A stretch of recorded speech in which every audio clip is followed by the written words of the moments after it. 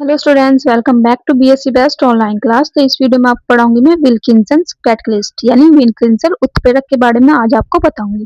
तो ये है आपका बीएससी 6 सेमेस्टर की केमिस्ट्री का पेपर फर्स्ट की यूनिट फर्स्ट, इसमें लेक्चर 14 है ये आज। ठीक है, तो लेक्चर 13 तक आप हमारे चैनल पर देख सकते हैं। बीएससी 6 सेमेस्टर केमिस्ट्री के नाम से प्लेलिस्ट बनी हुई है, उस प्लेलिस्ट का लिंक आपको डिस्क्रिप्शन में मिल जाएगा, वहां से जाके आप सारे लेक्चर्स देख सकते हो। और इस यूनिट के एमसीक्यू भी मैंने करा दिए हैं, तो वो भी देख सकते हो। और सेकंड थर्ड यूनिट के, तो वहां से जाके आप सारे एमसीक्यू भी देख सकते हो, और इसका पीडीएफ भी आपको डिस्क्रिप्शन में मिल जाएगा। तो आप देख लेते हैं विल्किंसन उत्प्रेरक होता क्या है। तो विल्किंसन उत्प्रेरक एक प्रसिद्ध कार्ब धात्विक यौगिक है। ठीक है, ये क्या है? कार्ब धात्विक यौगिक है जिसका रासायनिक सूत्र क्या होता है? RSCl का होल थ्राइस। तो क्लोरिडोट्रिस ट्राइफेनिलऑक्सीन रेडियम फर्स्ट। तो इसका नाम है क्या है? क्लोरिडोट्रिस ट्राइफेनिलऑक्सीन रेडियम फर्स्ट।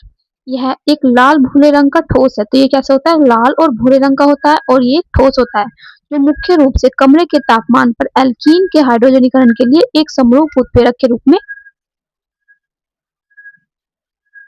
तो इसमें क्या कहा है? जो मुख्य रूप से कमरे के तापमान पर एल्कीन के हाइड्रोजनीकरण के लिए एक समरूप उत्प्रेरक के रूप में उपयोग किया जाता है। तो इसका उपयोग कैसे किया जाता है? कमरे के तापमान पर एल्कीन के हाइड्रोजनीकरण के लिए समरूप उत्प्रेरक के रूप में इसका कार्य किया जाता है, यानी क्या है? उत्प्रेरक की तरह कार्य करता है। तो हमने लिया, इसका सूत्र क्या था? RHCl का होल थ्राइस। इसकी संरचना देख लेते हैं। जो हमारा उत्प्रेरक है, तो उसके क्या है? ये इसकी संरचना इस प्रकार है। तो यहाँ पे RH जुड़ा हुआ है होता है बीच में, और साइड में क्या जुड़े होते हैं? तीन PPS3 यानी PPS3 तीन जुड़े होते हैं। ठीक है, और एक Cl जुड़ा होता है साइड में। तो ये होती है इसकी संरचना। ठीक है, तो अब देख लेते हैं इसका उपयोग। तो इसका उपयोग है, यह एल्डिहाइड को हाइड्रोकार्बन में अपचयित कर देता है। तो ये कैसे करता है? एल्डिहाइड को हाइड्रोकार्बन में अपचयित कर देता है। कैसे कर देता है? देखते हैं इसकी रिएक्शन।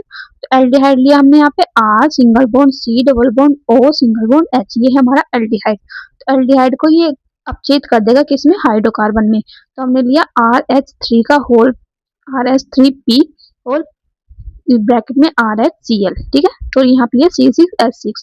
तो ये एल्डिहाइड को हाइड्रोकार्बन में अपचयित कर देगा। तो ये इसका गुण था, यानी अपचय रिडक्शन जो हमने प्रॉपर्टी पढ़नी है, इसमें रिडक्शन विद ये है विल्किंसन उत्प्रेरक। तो इसमें यही रिएक्शन है अपचयित करने वाली, तो जो एल्डिहाइड को हाइड्रोकार्बन में बदल देता है। तो क्वेश्चन ये पूछ जाता है, जो हमारा विल्किंसन उत्प्रेरक है वो किस प्रकार किसको किस में अपचयित कर देता है? तो आप बताओगे एल्डिहाइड को हाइड्रोकार्बन में अपचयित कर देता है। ठीक है, आप देख लेते हैं इसके मुख्य गुण। तो आगे है इसके विल्किंसन उत्प्रेरक के मुख्य गुण। तो विल्किंसन उत्प्रेरक के मुख्य गुण निम्न प्रकार है। तो पहला देख लेते हैं इसकी संरचना। तो संरचना मैंने कैसे बताई? यह एक वर्ग समतल्य स्क्वायर यानी स्क्वायर प्लानर ज्यामिति वाला समन्वय यौगिक है। तो इसमें कैसा था? हमने देखा ये कैसा था? Square planar. जैसे आप इसके कोनों को ऐसे जोड़ दोगे तो ये कैसे बन जाएगा? एक स्क्वायर की तरह बन जाएगा। तो ये क्या है? स्क्वायर प्लानर यौगिक यानी वर्ग समतल्य ज्यामिति वाला समन्वय यौगिक है। सेकंड इसमें रंग व अवस्था। तो रंग व अवस्था कैसी है इसकी? यह सामान्य तापमान पर लाल भूरे रंग का ठोस होता है। यानी ये कैसा होता है? ये सामान्य ताप पर, यानी सामान्य ताप क्या होता है? जो कमरे का ताप होता है जैसे 25 डिग्री सेल्सियस पर, ये कैसा होता है? लाल और भूरे रंग का ठोस पदार्थ है। थर्ड देख लेते हैं इसकी संरचना। तो संरचना कैसी है इसमें? तो इसमें केंद्रीय धातु रोडियम यानी RH होता है। तो आपने देखा जो संरचना थी उसमें बीच में क्या था? RH था। ठीक है, तो इसे क्या कहेंगे? केंद्रीय धातु रोडियम है इसका।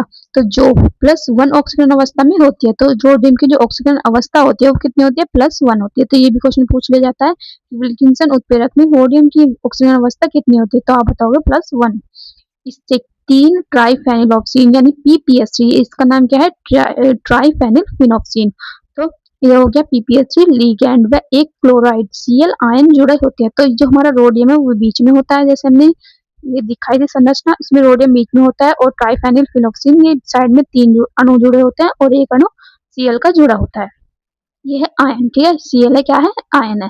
तो ये जुड़े होते हैं और एक समतल्य वर्ग समतल्य संरचना बना लेते हैं। तो नेक्स्ट है इसमें फोर्थ है इसमें घुलनशीलता। तो घुलनशीलता में क्या लिखेंगे? यह है बेंजीन कोमा डाइक्लोरोमेथेन जैसे CH2Cl2, और टेट्राहाइड्रोफ्यूरॉन यानी THF।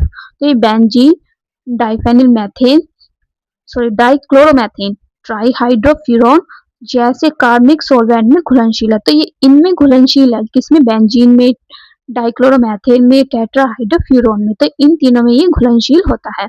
अब देख लेते हैं फिफ्थ। फिफ्थ इसमें औद्योगिक उपयोग क्या है इसका। इसका उपयोग वनस्पति तेल बनाने में और पेट्रोकेमिकल उद्योग में किया जाता है। तो जो हमारा विल्किंसन उत्प्रेरक है उसमें क्या करता है, इसका उपयोग हम वनस्पति तेल बनाने में करते हैं और पेट्रोकेमिकल उद्योग में भी इसका उपयोग किया जाता है। तो ये हो गया विल्किंसन उत्प्रेरक के बारे में सारी जानकारी। अगर वीडियो अच्छी लगी तो वीडियो को लाइक करें। इसका पीडीएफ आपको डिस्क्रिप्शन में मिल जाएगा, वहां से जाके आप डाउनलोड कर सकते हो। और thank you so much for watching my video.